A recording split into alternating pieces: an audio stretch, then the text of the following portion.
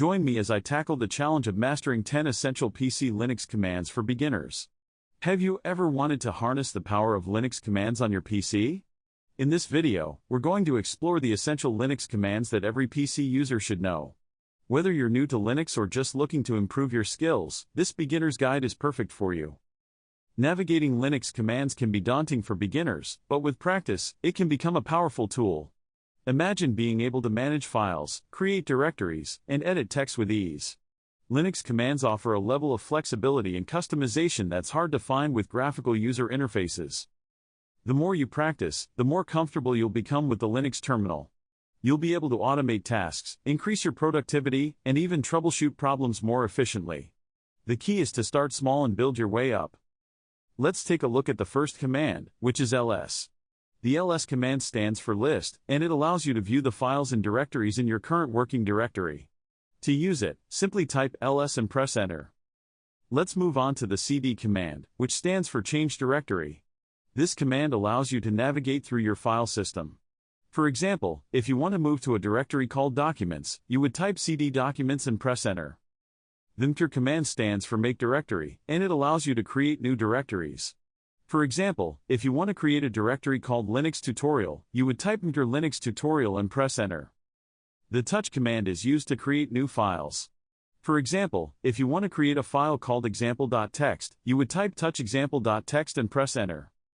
The cp command stands for copy, and it allows you to copy files and directories.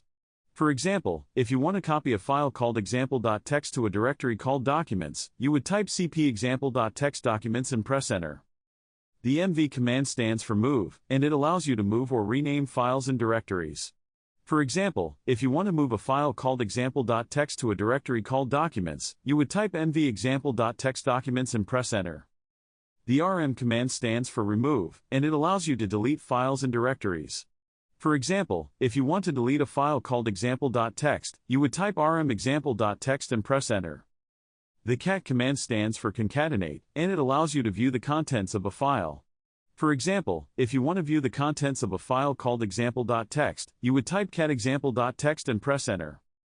The grep command stands for global search and print, and it allows you to search for specific text patterns in files. For example, if you want to search for the word Linux in a file called example.txt, you would type grep linux example.txt and press enter. The sudo command stands for superuser and it allows you to execute commands with superuser privileges.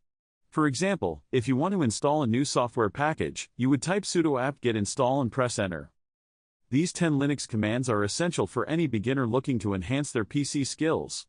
By mastering these commands, you'll be able to navigate files, create directories, edit text, search for content, and manage system tasks with ease.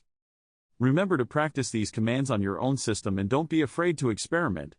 Leave a comment below sharing your experience or requesting more tutorials on Linux commands.